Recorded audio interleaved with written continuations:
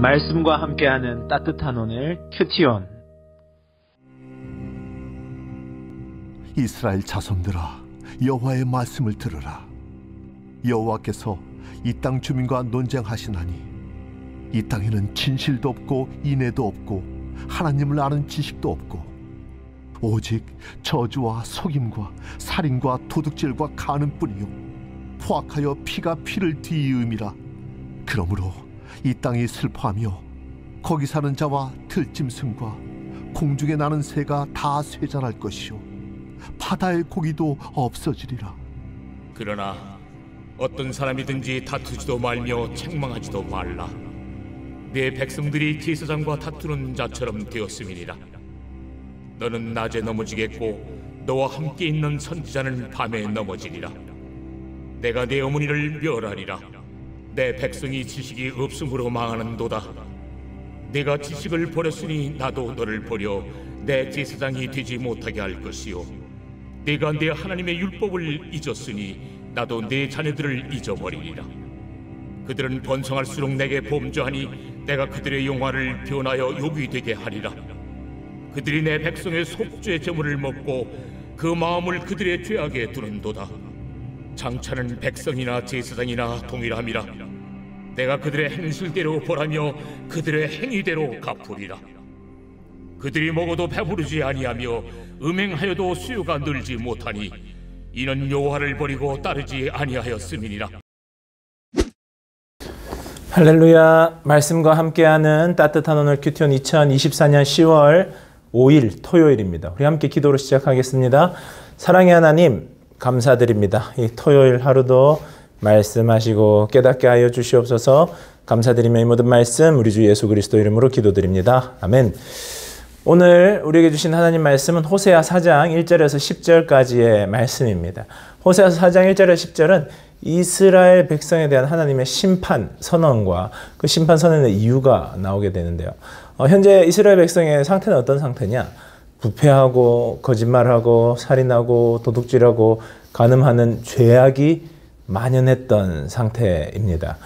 이스라엘 백성들은 하나님을 거역하고 진리와 인애, 하나님을 아는 지식이 결핍된 상태에 빠졌기 때문에 이러한 사회가 부패하고 죄악되게 되었다는 것이죠.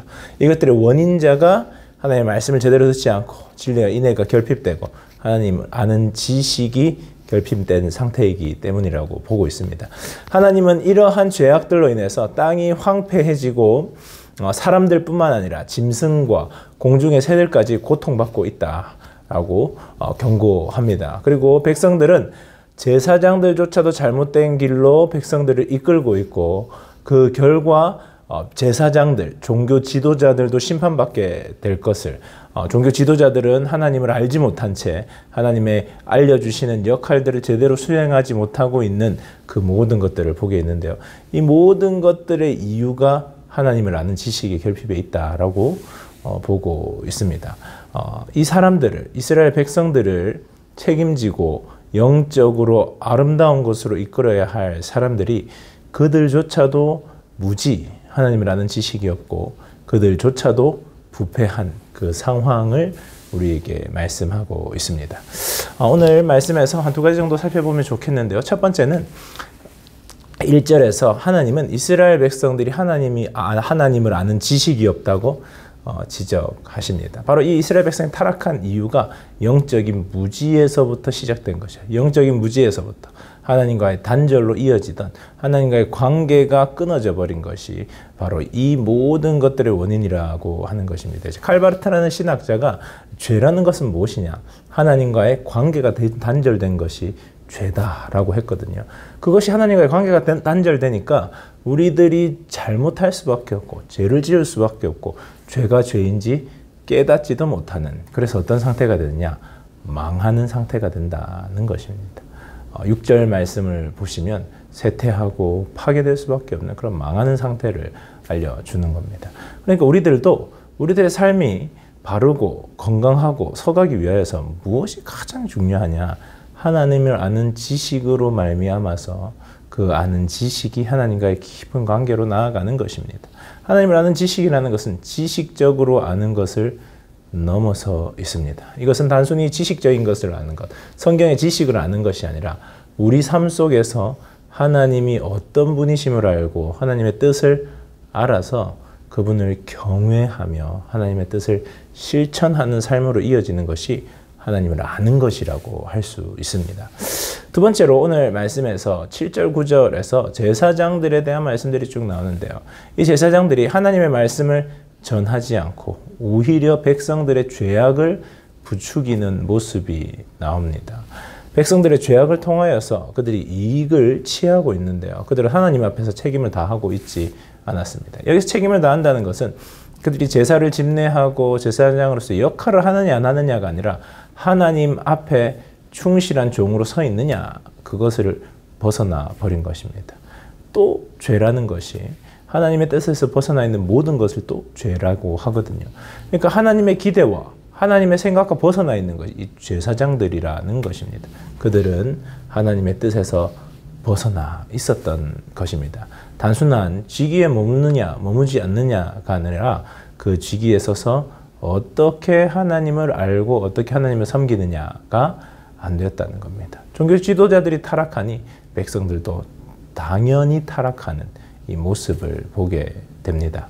오늘 말씀을 통하여서 하나님을 아는 지식과 하나님과 가까이 하고 있는 것, 하나님의 뜻대로 서가는 것이 얼마나 중요한지를 알 수 있는데요.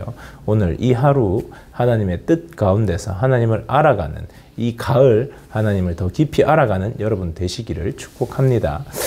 질문인데요. 묵상을 위한 질문은 여러분, 하나님을 아는 지식의 결핍이 내 삶에 어떤 영향을 미치고 있습니까? 한번 돌아보시면 좋겠고요. 나는 얼마나 하나님을 아는 지식을 사모하고 있습니까? 또 한번 깊이 생각해 보시는 오늘 이 하루 되시기 바랍니다. 묵상을 하며 들으며 좋은 찬양은 주 사랑이 나를 숨쉬게 해인데요. 주님의 사랑으로 숨쉬시는 여러분 되시기를 축복합니다. 우리 함께 기도하겠습니다.